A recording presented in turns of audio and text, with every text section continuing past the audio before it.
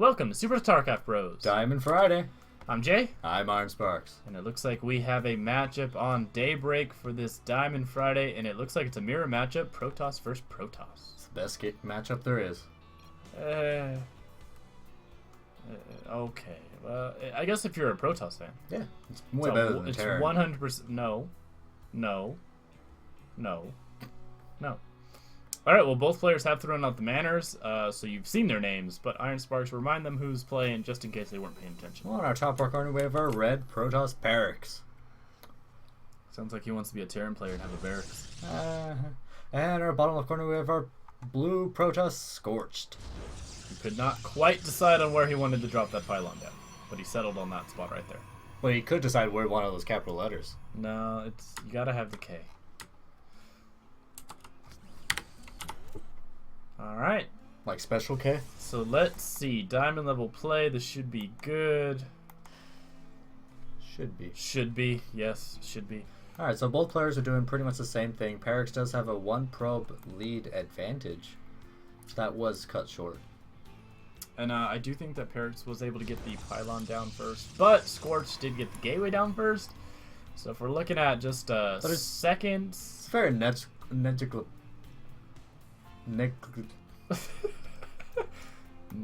Non-existent. No, that doesn't convey the same meaning. I know, but that... Keep trying. Negligible. You're getting difference. better. You're getting better.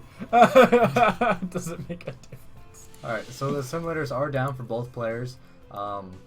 Yeah. What do you think these guys are? You gonna think they're just gonna go 4-gate? They did get the simulator down before gateway was finished. You know, I think we're really gonna be able to tell when we see their timing for their second simulators. Alright. Well, let's see. First gateway's finishing up for both players. The next pylon's being dropped, so both guys have their builds down. Red getting a little defensive.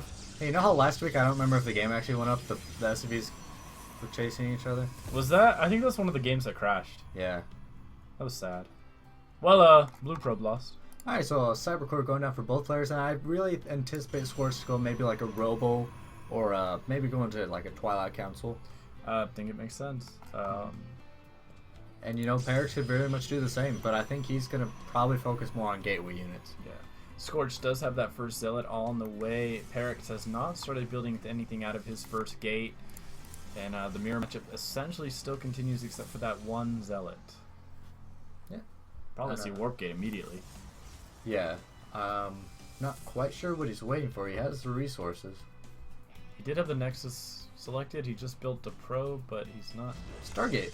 Alright. So it looks like I was wrong, but... Yeah, I mean, he still hasn't gotten the Warp Gate tech yet, so he has the Stargate down. So do you think we're going to see some early Phoenix or Void? You know, I think Phoenix might be a more viable option because since it is a short map, they'd be able to get there quick. Yeah. Whereas the Void Race, you get here, you're pretty much guaranteed there's going to be a stalker out already. So, you know, it's very interesting. And Twilight Council going for squirts like I predicted. So we're probably either going to see Blink or the charge for Zealots. Or we could see him go straight for a Templar check. Yeah, I was thinking that too, but I don't know how effective that would be against Protoss. You never know. So Warpgate was finally started by PERRIX, and he does have that first stalker out. Just noting the Zealot down here. I like how he lined him right in the middle of that circle. Intentionally. Alright.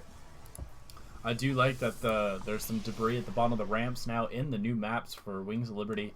Instead of that neutral supply depot, we now have unbuildable plates, so you got to destroy those so you can't lock anyone in early on in the game. So again, some of the great features that are going to be incorporated are actually already being incorporated that were developed for Heart of the Swarm beta.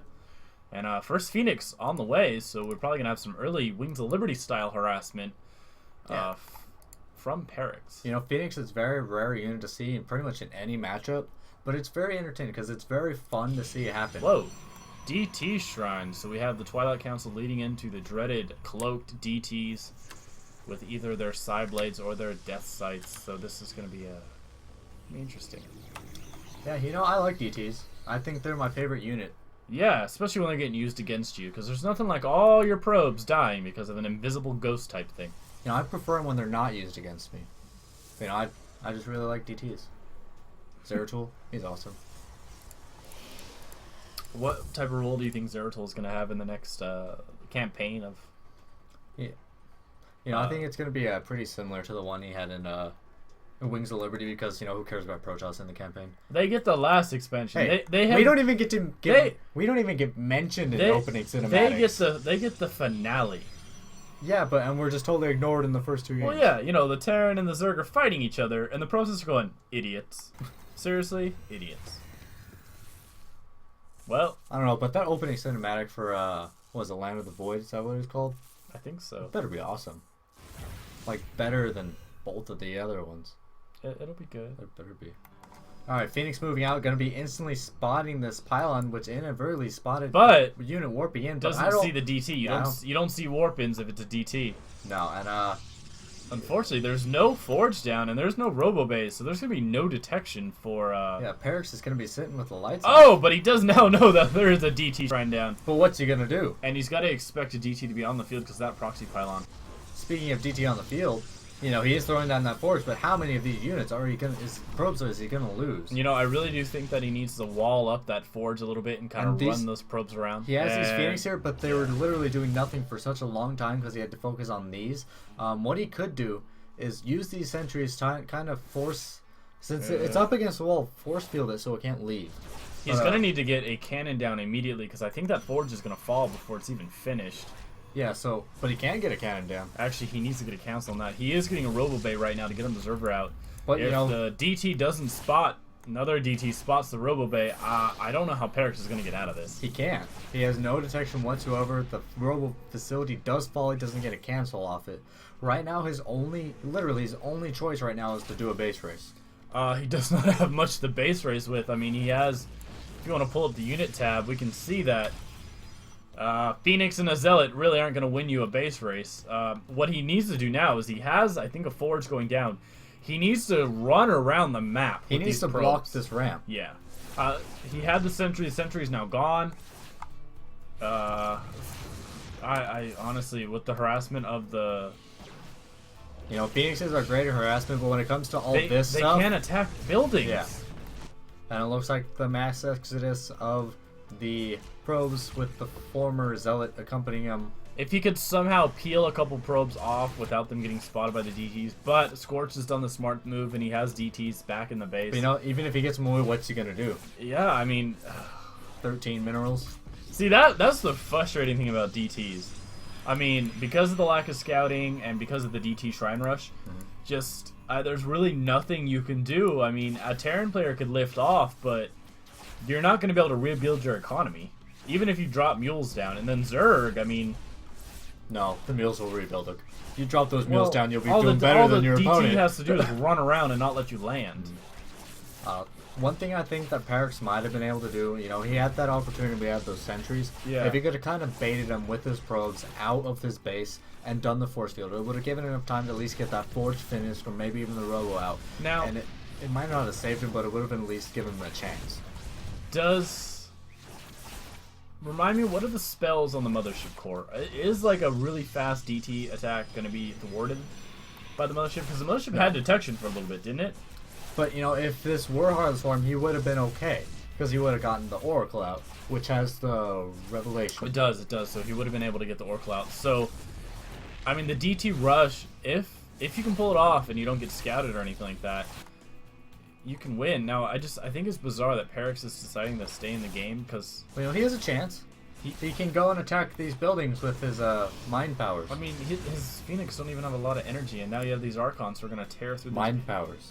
Okay, gotcha. It's kind of bad, man. Mind powers, gotcha. Okay. Well, guys, as we watch the last gateways get destroyed, leave a comment down below on how you think PERRIX and sKorcheD did this game. PERRIX? PERRIX. I said the last barracks get destroyed. Yes, the last barracks.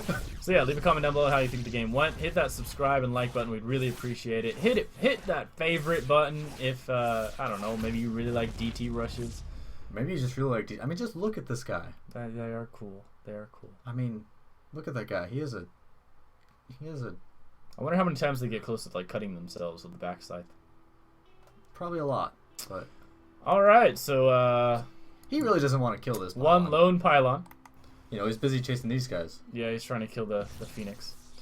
So, yeah, send us your replays, guys, at SuperStarcraftBros@gmail.com. Good luck, have fun. We'll see you next time, and GG. GG.